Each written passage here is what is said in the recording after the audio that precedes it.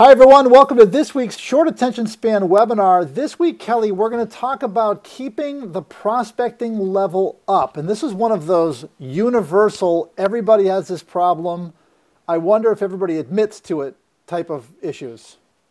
Yeah, I'm very thrilled with it because I really actually need this myself right now. So this is going to be both motivational and inspiring for me as well as all of you out there. It's all about you though, Kelly. It's true. So here's the thing, this is something we all fall into. The end of the day comes and you've got a busy day going on, you had lots of things, but 5 o'clock, 5:30, and you say, ugh, I didn't get any new work done.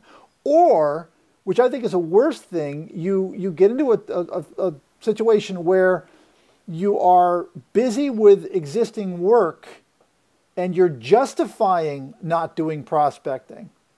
But the key here is desire. Okay. Right. You want to make some changes. So, Kelly, we've said this for a long time. Seems like a weird step to me every time I say it, but I'm looking at my desk, and I will not move the camera around my desk because y'all would scream. But my desk is a mess. If I'm unmotivated, if I'm down in the dump, if I want to get going and get that activity level up, what's organizing going to do for me? Well, it's actually kind of almost like a spiritual or a psychic thing in some way where it's like, I'm going to clear it all out and it's going to just make me feel better. And it's almost like you're making space in your brain because you've made space on your desk. And you just feel like you're a more together person and that you're more prepared to do this thing. That's the way I look at it. I also think it's motivating. It's oddly motivating. When I got up this morning at 5 and I got myself all organized with everything that I need to do. And I looked at that and said, okay, great. Now I got a couple tick marks as to what needs to get done. That was very motivating to me. Yep. Then I went upstairs and went for a walk, and that definitely helped. But the point is that, point one is that you want to get organized. You also want to be able to prospect on a dime. Why, Kelly? Well, because you never know when you might find yourself with some extra time in your schedule.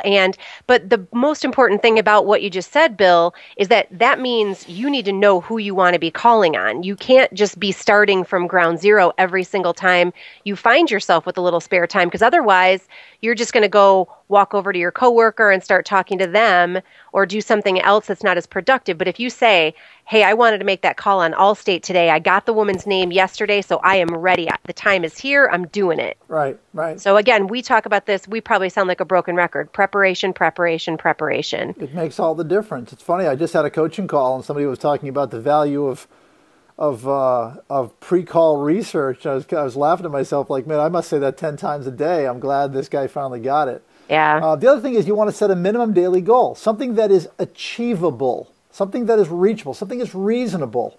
If you're going to say, I'm going to make 25 calls a day, and you only make 15, it's going to be demotivational. So set something that is reasonable.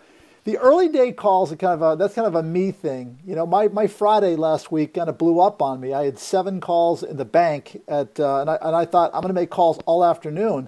But a friend of mine called at noon and said, I'm in trouble. I got to fly to London tomorrow. And I've got a presentation that's due, but I've got to drive down to Connecticut 3.5 hours each way. Can you drive, do your coaching calls, and do your work, while you're driving, and so I can work? And I had to. She was really in trouble. It had to do with one of her kids, and I said, yeah, okay, I can do that. So those early day calls are critical, and your day blows up on you as well, right? You've got little ones that are kicking at the door and.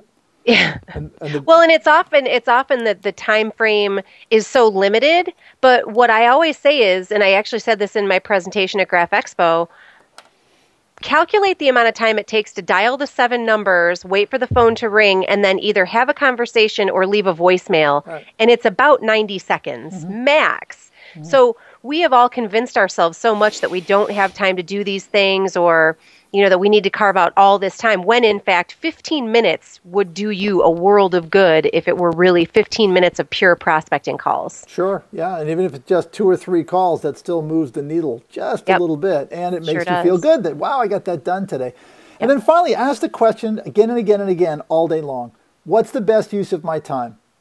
All right, I've got 30 minutes between now and my next activity. What's the best use of my time right now?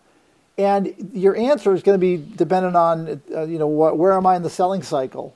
Or do I have a big project? Or maybe that priority that I put a tick mark next to. Or maybe that's just, I have to get into it. It's going to take me 3 hours, so that's not a good time. But that's a great question to ask again and again and again. And all of those things combined will help you to keep your prospecting level up. But you know what? I think the core issue here, desire, commitment, and when you have a choice to make, if you really want to keep your prospecting level up, and you get to that decision-making time, then you always want to slant towards, this is Bill, this is Bill, this is Bill, this is Kelly, onward. So make that choice. Make good choices, Kelly. Well, and just one thing I want to add there is sometimes the question isn't, it always is this the best, or you said, what is the best use of my time? Sometimes I like to ask myself, is what I'm doing right now the best use of my time? It's a little bit different, and it kind of causes you to really kind of question yourself a lot, because with this really, it does boil down to motivation and discipline, but it's also where I'm sitting right now, a little bit of desperation too, like I really, really need to make this happen now. And if that's what you're really telling yourself, that everything you're doing could make a difference in what kind of paycheck you bring home in 2 weeks, 2 months, 6 months, that's what you owe yourself. Well, Kelly, you'll be interested to know that our next week's short attention span webinar is called the Sales Funk. So we are going to go work on that one next. We'll see you all next week in another short attention span webinar. Thanks, Kelly. Thanks, Bill.